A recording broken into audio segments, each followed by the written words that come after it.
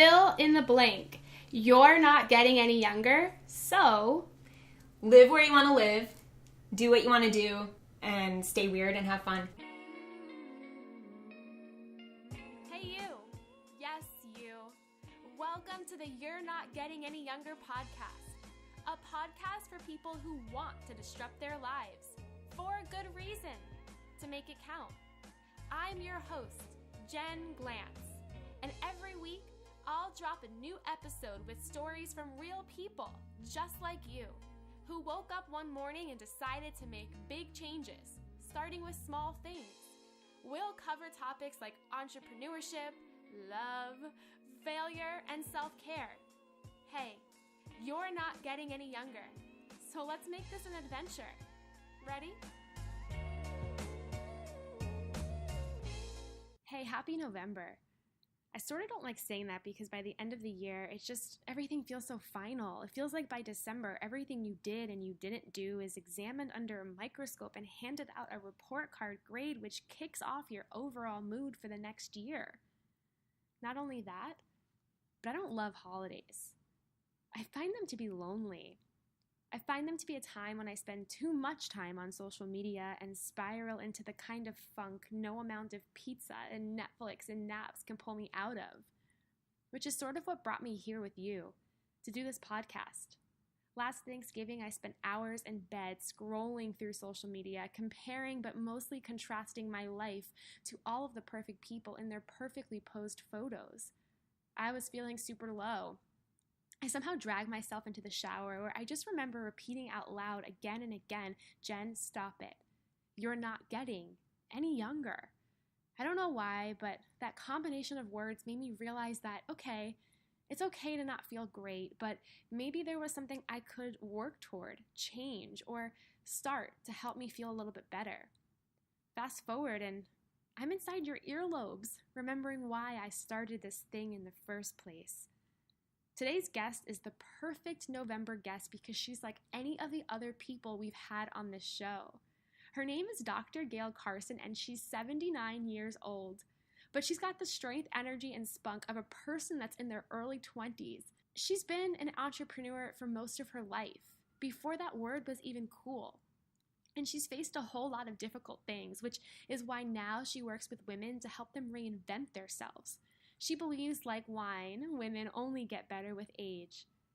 She says a lot of powerful quotes in this episode like, learn enough to be dangerous, or ask yourself what you're passionate about, and you may fall down and hurt yourself, but in reality, you'll just find out what makes you smile that way.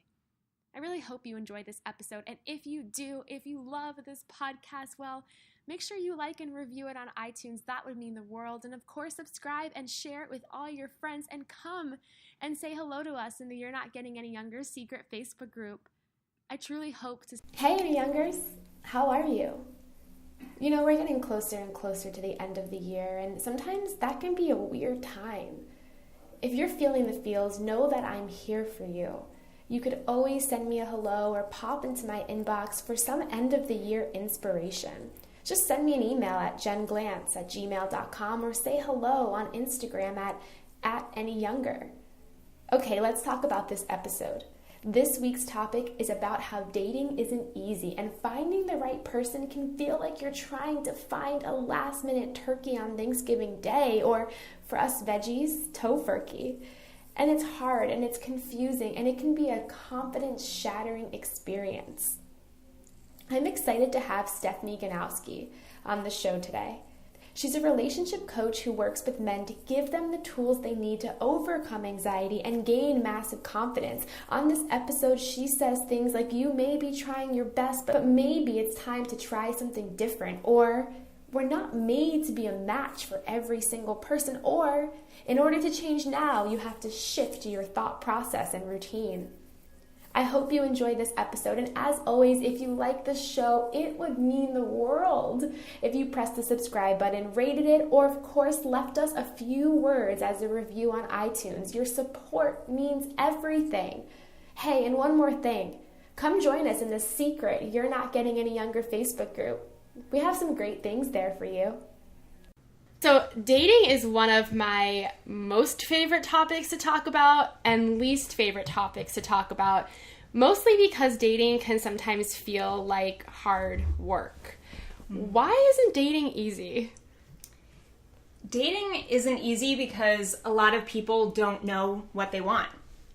And I think it's so often we as humans, we know what we don't want, but we don't know what we want. Because it's funny, like you'll ask people, who do you want to be in a relationship with? And they'll say, well, I don't want this, and I don't want someone like this, and like I can't have someone like this. And it's like, but do you know who you want? And they're like, someone nice. Yeah. What does that look like? What does that feel like? I think that's so incredibly true. Back in the day, I went to a matchmaker, and I remember sitting there, and they were asking me all these questions, and I'm like, I honestly have no idea what I actually want, because no one ever really, like, sits down and thinks about that. Why do you think that is? I think it's honestly a survival mechanism that's deeply rooted in our reptilian brain from, just our human instinct is to stay away from fear and stay away from danger and keep ourselves safe. So in order to do that, that's why people often focus on the negative in life in general. So it's like a protective thing. Like, okay, I need to know where the bad things are so that I can avoid them and not get hurt. So instead of our brain isn't really on our side in that way. So it's always wanting to keep us safe by looking and searching for the negative and searching for the people we don't want to be around, because that will keep us safe. It's so true. And it's also like, I feel like when you ask them what they want, they just refer back to past relationships and think about all the bad from the past relationships. So they're like, well, I don't want a guy like Jeff and I don't want a guy like Steven. So how do you teach somebody who's only had negative experiences or who only looks at dating in the terms of what they don't want to come up with that list of what they want? Well, that's why my coaching is a bit different. It's more related on the brain and the mindset. So it's like to shift your behavior and shift what you have right now. In order to change what you have now, you have to shift your beliefs. You have to shift your thought process. You have to shift your routine, your daily routine, your habits, your action, because what you're doing every day right now is leading you to that type of person. Yeah. Like one of my favorite quotes is, the secret is hidden in your daily routine. So the secret to everything, to what you want in life, to the relationship you want, it's all based on what you do. The little tiny things you do all lead up to the life we have. So in order to attract a different type of person, you need to lead a different style of life, and you need to do things differently. Yeah, I completely see that. And I know I'm thinking about back when I was single, because I was single for a very long time. I didn't really do much to find the right person. I didn't really want to be on dating apps. I didn't go out and meet people. My daily routine was to sulk in the fact that I was single and that it was my fault. It was all me. So what exactly do you mean by daily routine? Well, first of all, I think a lot of people do think that way. They want to kind of just sit there and say, oh, who else is single? Like, this sucks, right? And it doesn't have to suck. And it does take work, which sucks. It sucks that it has to take work. But hey, then once you do end up with someone, it wouldn't be so special if you didn't work hard to find them, right? Yes. So it's kind of like, okay, you got to accept that it does take a little work. And by changing your routine, I mean speaking to yourself in a different way.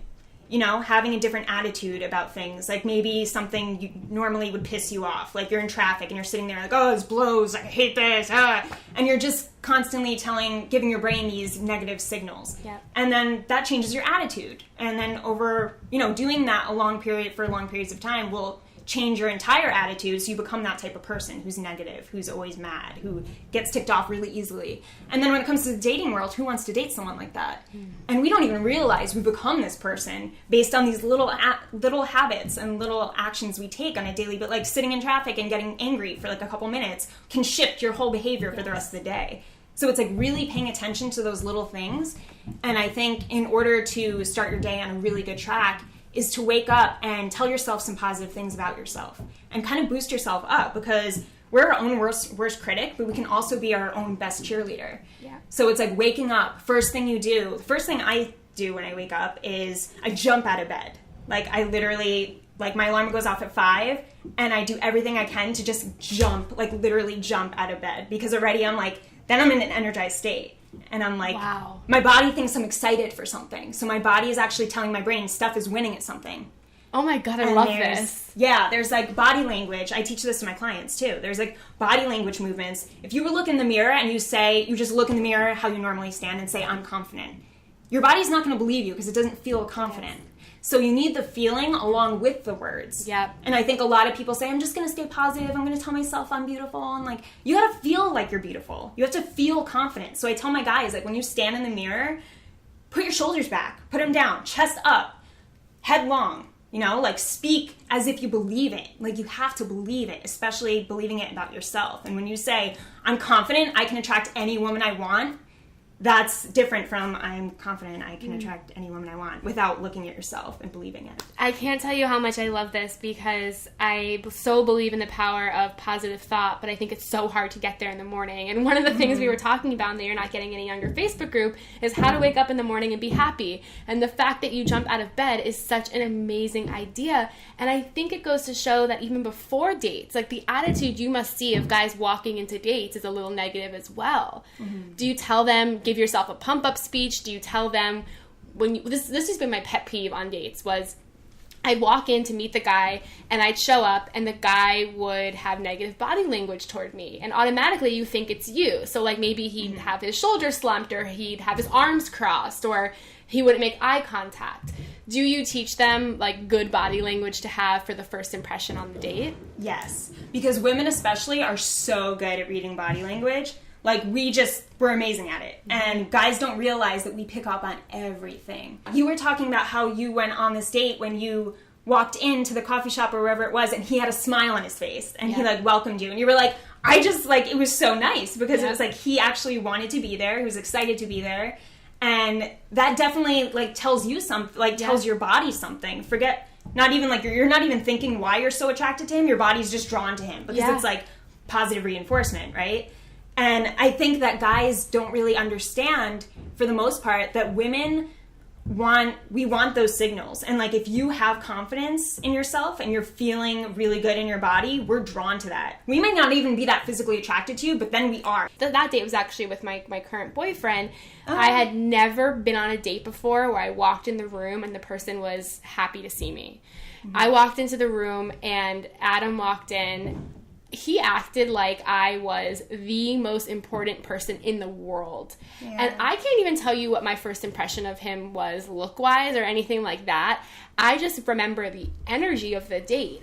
And I remember thinking, and this is when I had gone on 15 first dates in 1 month, so this was the 15th date, and I just remember thinking, regardless if anything works out with this person, he made me feel on top of the world, and he made me feel like this hour and a half together is going to be fun. Yeah. Which is what dating should be. Yeah. But it's not. The most anxious part men have about women in general is the approach. I guess on the date, it's more keeping the conversation going. It's like, oh, we run out of things to talk about, and then it's like awkward silence, and I don't know what to say, and, you know, I don't know if she's having a good time, because they can't really read her. And then they don't know whether to make a romantic move at the end, because they're like, I don't want to, you know, overstep my boundaries, and I don't know what her boundaries are, or how, if she had a good time. And it's like, the majority of men don't feel like they have enough reassurance. So I think as women, we really need to make a point to verbalize it, because we're so good at reading each other's bodies and reading men's bodies, but men can't read us as well. So we have to make it so simple. Men are very simple creatures. They're not stupid, but they're very simple. So you have to just say, like, I am having a really nice time tonight. You make me feel really comfortable. Like, things like that, guys are like, okay, yes, like, I'm on the right track. I know I'm doing a good job. And then it's like, and then they want to do an even better job, because men continue doing, men need that positive reinforcement to continue or to do a better job. Like, men work, like, with the reward system. So if you tell them something positive, they're like, oh, I'm doing a good job, I'm going to do more of it. But if you don't say anything, they're like, they won't do anything, because they don't want to be rejected, because that's your biggest fear. I think about all of the dates I went on where I should have said to the guy after, this was so much fun, or I really enjoyed this, but I didn't, because I was like, oh, I shouldn't be the one to text. But I feel like I never heard from him again, maybe because I didn't give him that reassurance. You know, I even asked my current boyfriend, he's like, one thing about you on our first couple dates was, like, I couldn't read you. I didn't know if you, like, liked me or if you didn't like me, because you were, like, a brick wall. Yeah. And I think a lot of people are like that. So I think especially. And I think, like, men would rather not talk to you again than feel rejected by you. So they might have had the best time. Like, he might have had the best time with you, And if he didn't get positive reinforcement, he'd rather just never talk to you again. I think that God is forbid he gets rejected. the most mind-blowing thing in the world for people who go on dates like I used to and then never hear from the person. You just assume it's you. You just assume that the person didn't like you, you're not pretty enough, you're not smart enough. That's not really always the case. It could just be because you gave off some kind of body language or signal that made them think you're not interested. And this could solve so many problems. Just you know? simple communication, like the smallest little sentence can just solve it all. Life is so short. In my mind, it's like when you're dating, don't play games. Tell people how you feel. If they are running away because you admitted you had a good time on date number 1, probably not going to work out, right? Yeah. You know, so that's be okay. honest. Yeah. Like, it's okay if it doesn't work out. And I think that's a big thing, too, is like, oh, I keep dating and nothing's like, you know, hasn't worked out for the last 2 guys. Like, we're not made to vibe with every single person. We're not made to be a great match for every person. That's why we date. Yes. That's why, again, it's so special when you do end up with that person. Yeah. That's why it's special. It's like, I had to find you. I had to change myself to find you. I had to meet all these guys who weren't great for me. Like, we all know we've been through all those guys that were just, taught us something and showed us this is what I don't want and this is what I liked about that person. And let's find a guy who has all the great things. You know, I know a lot of dating coaches, but you are the first dating coach I've met that helps men. Most dating coaches I meet help their own gender, which I find very interesting. What brought you into the world of, I want to be a dating coach specifically for men? For the longest time, I had a very negative, poor relationship with men in general. And it was to the point where it was like, I finally realized that I was just reading them I didn't understand them. And I was like, wait, it's not that they're bad, it's that I don't understand them. And that came across when I met some guys on social media who were just the best guys I've ever met. And they had girlfriends, they lived across the world, they were running huge businesses that were time consuming, yet they always spent time with me and helped me with whatever I needed help on or whatever, mentored me in some way or gave me, advice here and there. And whenever I needed them, they were there. So I was like, okay, if these awesome guys are out there and they're obviously not just trying to use me, they're not out to hurt me, there has to be more men like this.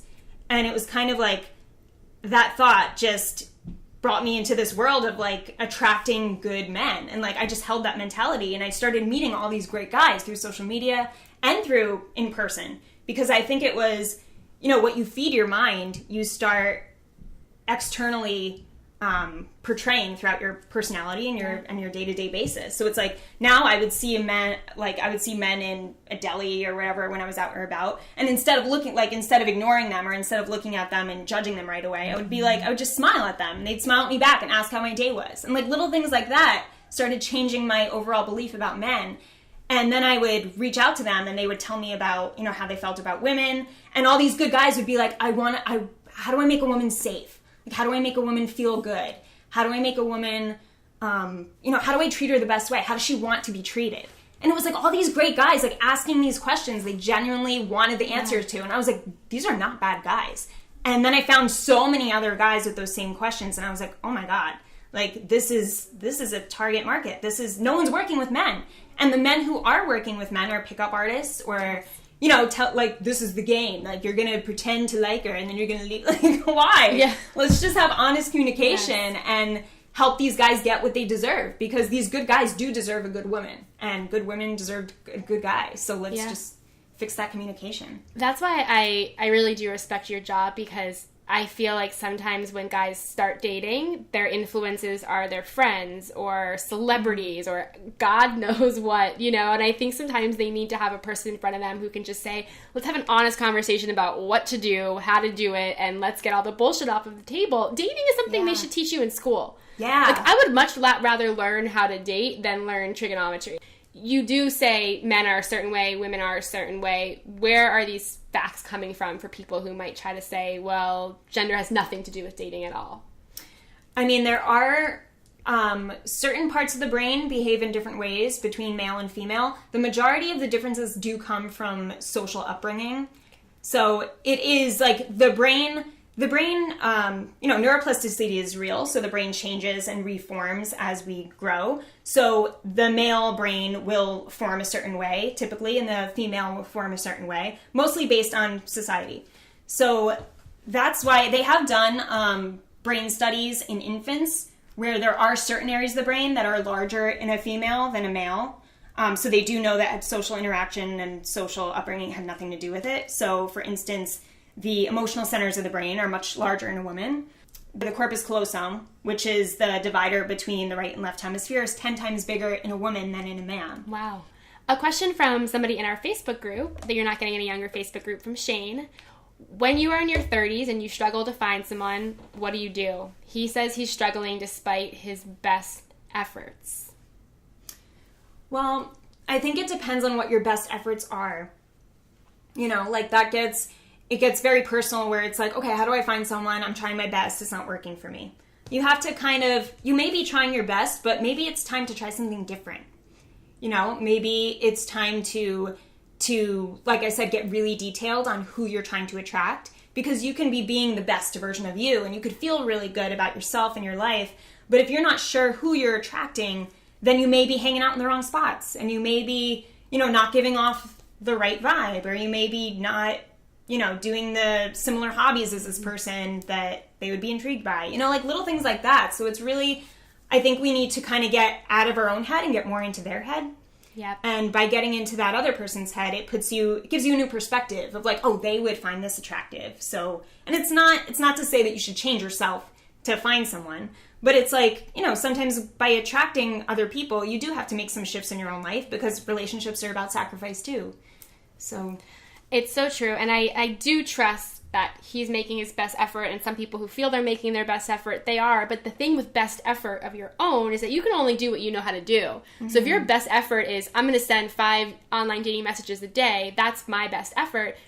That might just be such a limited one-way approach because you don't know anything else, right? So what do people do when they feel stuck messaging people, not getting responses, going to bars, not meeting people? I mean, how do you get out of a slump of just feeling like it's not going to happen?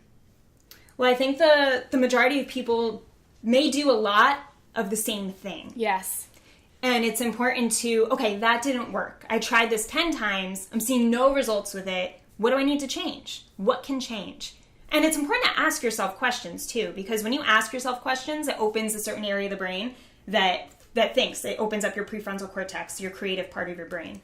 So a lot of people just say, I don't know what to do. And then it just shuts off the brain. Like there's no creative flow when you say, I don't know, or whatever. It's never going to work. Yep. Your brain will believe you. Yeah. Like your brain believes everything you say. That's why it's so important to have belief in yourself, but it needs to be positive belief. It has to be belief in what you want, not what you don't want. And so I think it's important to even ask yourself, okay, how can I attract this person? What would this person want to do? What can I say that's different from the last thing I said? Like, how can I make them feel this way? I think that's a good one too, because like you said, the feeling was so important when you met your boyfriend now. And my coach always says to me, like, people don't remember what you said to them, they remember how you made them feel. And I think if you depict an emotion, like, how do I want that person to feel? I want them to feel excited to know me. Okay. So then what do you need to say in that approach to make them feel excited? Yeah. You need to be excited, right? Like, how does your body need to look? Your body needs to look excited. You need to have something to talk about that's exciting. You need to ask them a question that brings out excitement in them. Yep. And I think especially conversation, a lot of people have a date or the common approach is like, what do you do? Most people don't love what they do. And like, that sucks, but it's a fact. So if they don't love what they do, you're bringing up bad emotions for them. And right away, that woman is like, oh, I just think of him and I think of work. Like even subconsciously, like she looks at you and thinks of her job that she hates. Yes. Because that was the first thing you asked her. Yep. So she may be physically attracted to you, but you tied an emotion that was negative to her. And she wasn't excited, she wasn't having fun, she wasn't happy. You were talking about her job. So ask her, what's the most fun you've ever had? What did you do? Yes. What's the coolest thing you've ever done? Yes, it's so true. My really good friend and I, we always get so annoyed by this. She goes on dates. She likes what she does, but she does it all day long. So when she goes on the date, and her job is like a little unique, so she hates having to explain it and go into detail. She would rather talk about literally anything else, but so many of the go-to questions on dates feel like interviews. And you're so right when you say, think of unique, interesting questions that people are going to leave the date. And even if there wasn't a connection, they're going to still say, I had fun. You know, we talked about, like, I'm thinking maybe, like, dates I went on. The best dates I went on were when we had a really interesting conversation, and the worst dates I went on were when we talked about generic topics that didn't make me happy to talk about. That can completely change the dynamic of a date. So that's such good advice. And it doesn't matter if they're attractive either physically. And I think this is so important for the guys to know. And, like, I feel for guys so much when they're like, I'm just not attractive enough.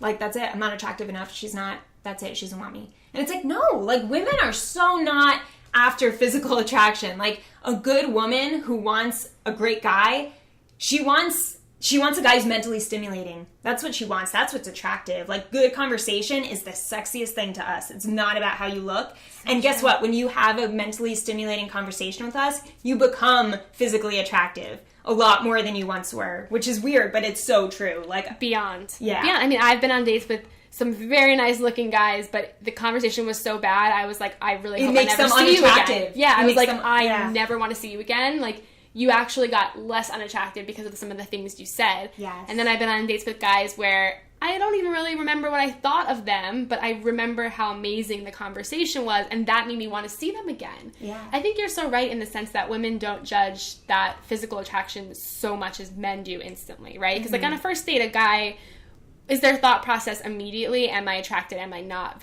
on looks? Or do they also take the time to get to know the person and then change their attraction level? Men are more, from what I studied, men are more based on physical. So men are looking more for physical over mental. Women are looking for more mental over physical. And emotionally, we're both in the same place. So as far as this ties back to evolution too, because why does a man want, like, what is his number one goal? To spread his seed, to make more of him. So that's like a man's innate goal of why he's attracted to women. So he looks for an attractive woman who will give him healthy children and, you know, or be attractive children. So that's on his brain. Like, his reptilian brain is thinking, find like a good looking woman who's healthy and will mate well with you. So that's why men are more on the physical. Women, on the other hand, are looking for more of the mental, because she wants a guy who can figure stuff out for her, who can, you know, who's a good hunter, who can, like, get the job done.